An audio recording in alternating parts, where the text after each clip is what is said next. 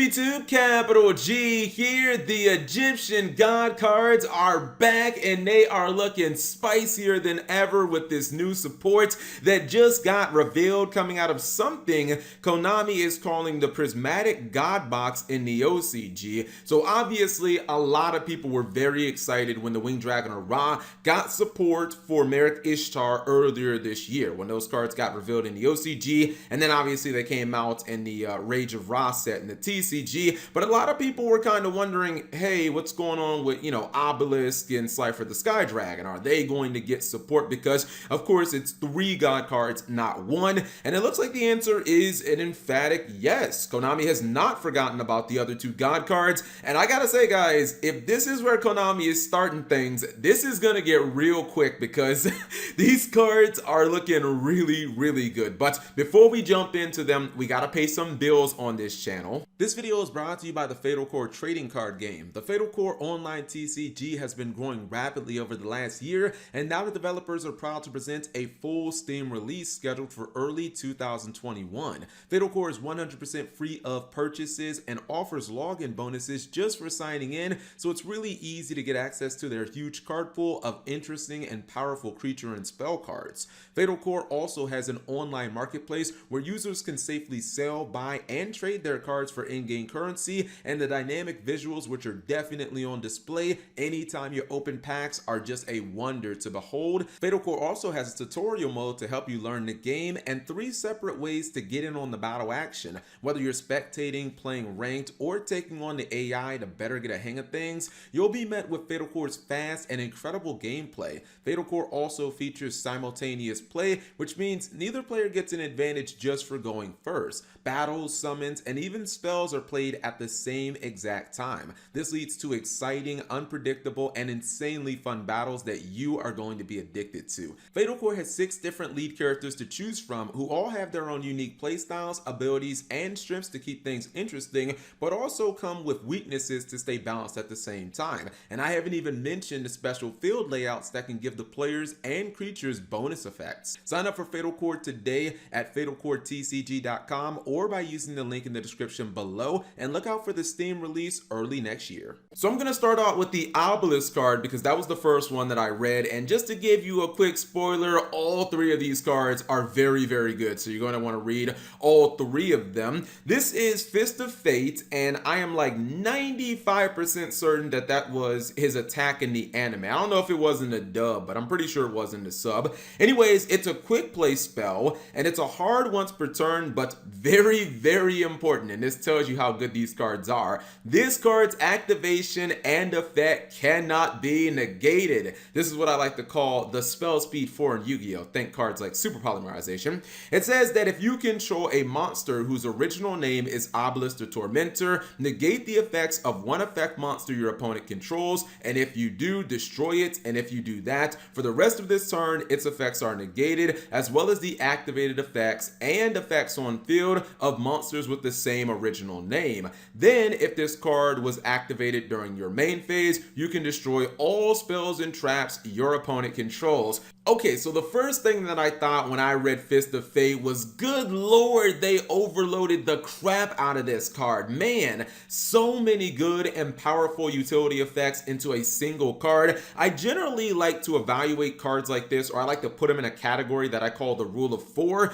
And the Rule of 4 basically says, if a card gets like 4 really good and valuable effects built into it, there's almost no way that that card can be bad. Usually I consider those cards broken, even if they're not in good archetypes, even if they're like really obscure. I still look at those cards in a vacuum and I think just they're fantastic. Think of cards like Red Eye Start Dragoon or Sacrifice and Cleaforge, or even, really obscure ones like UA Power Jersey. I think that card's broken. It's just, UAs aren't super good, but that card is really good. This card falls under that category. I mean, you're getting negation for monster effects. You're getting to destroy your opponent's monster. It's a spell speed 4, so they cannot negate it no matter what they try to do. They're just not going to be able to stop this card. And then on top of that, you get a Feather Duster in the main phase because why not? Just blow up all your opponent's spells and traps. You want to negate that Kagari, go ahead and wipe all their back row out while you're at it. Another thing that's important to know about this card it doesn't target, and that's very important, especially even though we won't have this card right now, especially if we keep Red Eyes Dart Dragoon in the game, because this could actually stop something like Dragoon. Since it doesn't target, you could negate the Dragoon's effects, and then you would be able to blow up the Dragoon because you negate the effect first, then you blow the card up. So honestly, this is like really good, and I like the design of this because obviously outside of Ra, you can't really like one-shot your opponent with Slifer and Obelisk very easily. So this is like an excellent card to defend yourself, or if you just summon Obelisk and you need to, clear the board, you just activate this. Again, it's a spell speed 4, your opponent can't stop it. I love this card. I think if you're playing Obelisk, like you gotta be playing 3 of this because it just seems way too good in my opinion. Next up is Slifer. This is Thunder Force Attack. It's a quick play, and just like our previous card, it is a hard once per turn, but we're fine with that because this card's activation and effect cannot be negated. See? This is how God cards should be, man. God cards should just not, you shouldn't be able to stop them at all. Like, you got Solemns, you got all these other, like, fancy negation cards. No, they don't work. These are gods we're talking about. It says, if you control a monster whose original name is Slifer the Sky Dragon, and destroy as many face-up monsters your opponent controls as possible. Then if this card was activated in the main phase, you can destroy cards equal to the number of monsters you destroyed, or excuse me, you can draw cards equal to the number of monsters you destroyed and sent to your opponent's graveyard by this effect, but you can only attack with 1 monster this turn. So just like Fist of Fate, this is an incredibly powerful quick play spell card that can be used offensively as well as defensively, and I think it was probably even more important that this card have that whole spell speed 4 like ability built into it than with Fist of Fate, because I look at the way that this card works, and this could be a ridiculous board breaker. If your opponent has like Herald of the Arclight and Borreload, Savage Dragon, some of these popular negation type cards that could easily stop this, well, now they're just not going to be able to. And in addition to that, if you are able to resolve this card or use it, I feel like you're probably going to hit the jackpot because you're going to be popping, in a lot of cases, multiple cards on your opponent's side of the field, and then you're going to be drawing a bunch of cards at the same time. And we know that Ash Blossom is usually a card that hits these draw cards really hard, and Ash Blossom is the most popular card in all of Yu-Gi-Oh! I don't see her play going down anytime soon. Normally Ash Blossom would be able to take this out, but it just can't. You can't negate it with Ash Blossom, so I feel like that is definitely really good. And I think the drawing is obviously very important because drawing in Yu-Gi-Oh! Is just super solid, and I would love I would really love to draw another copy of Thunder Force off my first Thunder Force. I feel like that would be solid for, following turns. But even if you just draw, I don't know, 3 bricks, like if you just draw 2 more Slifers or something like that, Slifer's attack is based on the cards in hand. So like it's always going to be good to draw. Even if you draw terrible cards, you're just getting more attacks. So I kind of feel like this makes Slifer feel legitimately good. And I've always thought that Slifer wasn't very good, or at the very least that it was the weakest of the 3 Egyptian god cards and that it was kind of difficult to use. This makes Slifer feel so much better in my opinion. Anyways, the last card is actually going to be a card that really ties all of this together, because I know as I was reading these first 2 cards, I was like, okay, these cards are absolutely ridiculous. Both of them are insanely good, but how am I supposed to get the gods on the field? I was like, that doesn't really solve the core problem, and this card is designed to do that. This is Exchanging Souls. It's a quick play, and it is a hard once per turn. Unfortunately, it doesn't have the spell speed 4 effect built into it, otherwise it would actually just be broken.